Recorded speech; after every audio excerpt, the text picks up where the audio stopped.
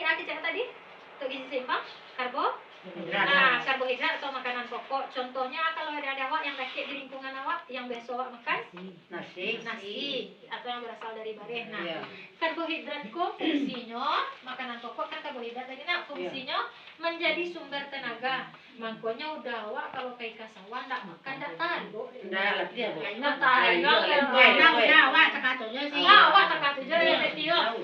Kemudian so mayang deh sih. Ada toso mayang deh tadi. Ndak tahu dia. Goreng awak do. Ayo, itu yang pertama fungsi untuk tenaga. Nah, kemudian yang kedua fungsinya untuk berpikir dan bekerja. Nah, anak awak kalau pai sekolah ndak makan ya pagi. Nah, tiba di sekolah layu ndak menangkap karena itu yang maksudnya fungsi berpikir tadi itu. Jadi kan kadang-kadang kan ada anakku yang ndak semangat sejauhnya belajar. Kok mangga-mangga kawannya ndak terlalu semangat, rupanya parinya dalam keadaan tak. Nah, itu yang pertama ya, makanan pokok tadi atau karbohidrat. Yang kedua lauk pauk. Nah, lauk pauk atau yang biasanya awak sebut protein. Nah, protein kan terbagi dua tadi. Hasil proteinnya tadi? Protein hewani. Nah, protein hewani dan protein nabati. Nah, protein itu fungsinya untuk zat-zat pembangun sel.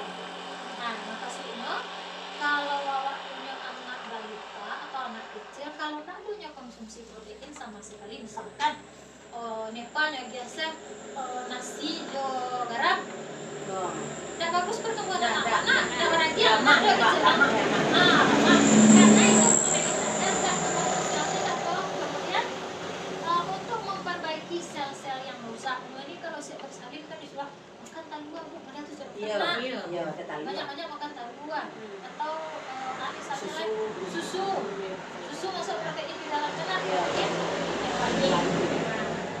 Nah, yang ketiga sayuran dan buah-buahan. Nah, sayuran dan buah-buahan itu fungsinya membantu proses kerja tubuh. Nah, jadi di dalam sayuran ada kalau sayuran hijau ada kalsium, ada berbagai vitamin. Kalau tidak ada kalsium, proses itu yang disebut dengan proses kerja tubuh, kemudian pencegahan berbagai penyakit. Nah, lewat konsumsi buah, contohnya buah yang sering konsumsi limau. Isinya vitamin apa? Vitamin C untuk mempercepat penyembuhan kalau sakit. Nah, kalau damam-damam tanggung pakai vitamin C kan ada tuna. Alai selain limau. Apel. Apel. Pepaya. Yang tak bagi kalau yang palnya tak bagi pepaya aku dah. Iya. Pepaya, baguai di rumah gitu, Bu. Paraweh, paraweh itu tinggi vitamin C-nya tuh. Tapi tahu kita itu tinggi vitamin C, lebih tinggi daripada jeruk. Nah, jadi ternyata itu kok hal-hal yang usahananya lawak temukan sehari-hari. Nah, tapi fungsi-fungsinya kan tahu ini kan. Nah, itu tuh yang ternyata lawak dari itu ketika awak mendapatkan bantuan sosial terutama BPNT. Nah, kini mau lanjutkan diskusinya habis kira-kira. Ini jadi 3 kelompok. Yang pertama kelompok bahan niat sama arif sama gel. Nama kelompoknya kelompok makanan pokok. Terus keduanya dulu. Nah, Nipita sama Niken kelompoknya lauk pauk namanya. Nah, Nepa gabungnya teti lain. Nah, Nepa gabungnya teti. Dia nama kelompoknya kelompok sayur dan buah. Sayur dan buah. Apa lagi ya? Nah, tugas kelompoknya ala buat nama kelompoknya. Ala nih kita? Lauk pauk. Kurang kena arisan kita lagi. Nah, tugas kelompoknya yang pertama awak cari atau bikin sumber makanan yang mudah awak dapatkan. Misalnya gini, yang kelompok niat sama niat kan kelompoknya tadi makanan pokok. Nah, aku kira-kira makanan pokok yang mudah yang awak dapatkan di lingkungan awak. Nah, istilahnya kelompok kami itu kelompok namanya apa? Nepa sayuran di buah sikuangan. Nah, yang di kelompok ini kita lauk pauk atau sumber protein yang mudah awak dapatkan di lingkungan awak. Nah, Nepa sayuran. kencang saja. Ya. Kemudian ada telur, kurang meriah gitu nak. Bisa Telurnya bali, Bu. dimakan saja. Telurnya bali. Kurang meriah bisa dipangan-pangan Ya. nak. Kemudian ada ikan ya. Ikan nah kalau ada mengangkat aja udah misalnya macam siang ya. Kemudian buah banyak buah nak. Buah ada sirsa, parawe, jambu, jeruk, pepaya, nanas, bengkuang, apel. Aku pertama kalau lagi ya. Kemudian sayur-sayuran yang ada di dalam lingkungan lo ada bayam, ada kangkung mungkin bisa tanam di pekarangan, nah, ada wortel, ada lobak, kemudian ada buah ya kangkung, nah sama isinya, nah, jadi ada macam-macam isinya, nah. Nah seperti ini komposisi makanan gizi seimbang. Segini nasinya atau karbohidratnya, salurnya sayurannya loh. Tadi kan apa yang selalu nasi nak? Ya.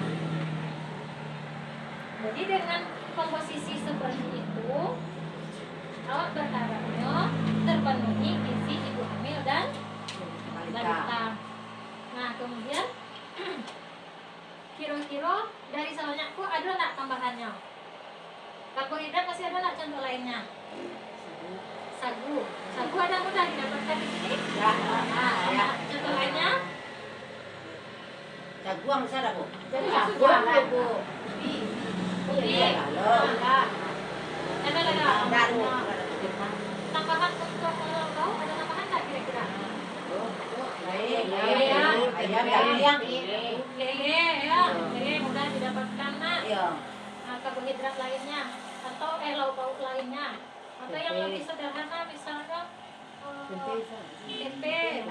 Tahu bisa, Bu? Masih kok protein nabatinya tadi Rona. Tahu, tempe ya. Apalagi protein nabatinya yang lain. Kemudian buah-buahan ada namanya? Baik. Ala kira-kira buah dan sayur. Itu lah masuk ada, Bu. Lain. Perawas, itu ada perawas. Nah,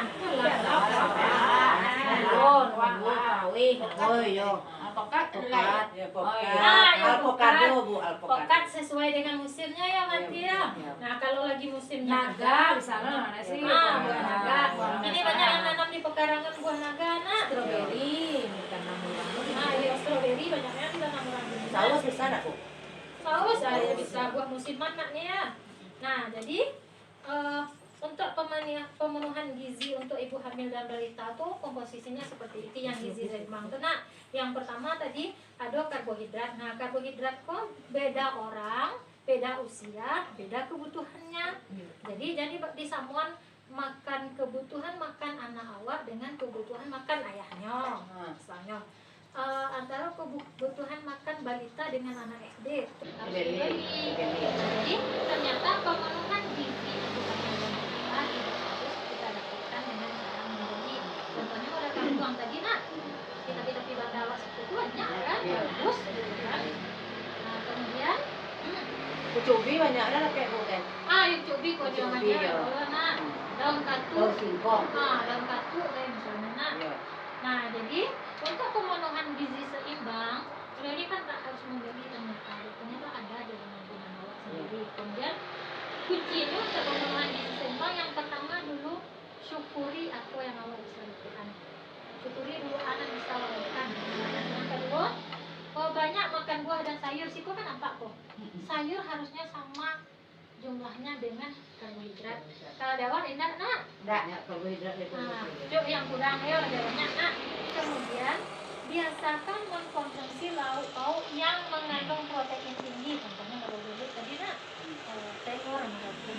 Kemudian biasakan makan lauk itu beragam tuh maksudnya Beko mantang-mantang ikan banyak dapat di bancang jadi ikan suka gue. Divariasikan misalnya dengan telur ada bisa ini beragam Tempe. Kemudian batasi konsumsi pangan manis. Nah itu celai karbohidrat awak kan umumnya beras. Nah jadi kalau kalau bisa dibatasi konsumsinya, misalnya di bawah jam 7 di atas jam 7 awak nak makan nasi le dong. Nah kemudian kurangilah yang asin dan berlemak. Asin dan kalau awak istilahnya kalau makan nggak kurangi. Yang berlemak contohnya yang bersantan-santan. Nah, kemudian biasakan sarapan pagi. Kabar ada di rumah nambah ini. Yang pertama tadi syukuri dengan keragaman atau syukuri ayang apa kan. Nah, yang kedua apa tadi? Yang kedua biasakan makan banyak makan buah dan sayur. Yang ketiga makan lauk pauk yang berprotein tinggi. Yang keempat beragam. Yang kelima kurangi yang manis dan asin. Yang keenam biasakan sarapan pagi. Ini ada sarapan ke besok. Gimana pagi sih? Sama ada keceriti tapi kalau udah makan nasi tidak tahu. Kemudian minum air putih yang cukup dan aman. Dia itu jauh berapa kebutuhan sehari? Sama. Sama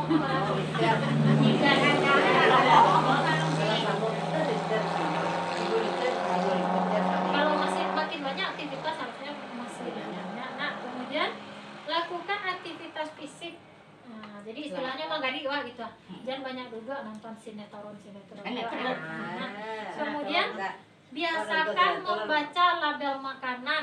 Nah, wak jarang beli makanan berlabelnya nak nih. Wak biasanya beli makanan fresh nak. Tapi kalau misalkan modelnya kita beli susu lah dibacakan komponennya, kayak kan. Nah, itu maksudnya yang membaca label ya. Kemudian yang terakhir cuci tangan pakai sabun.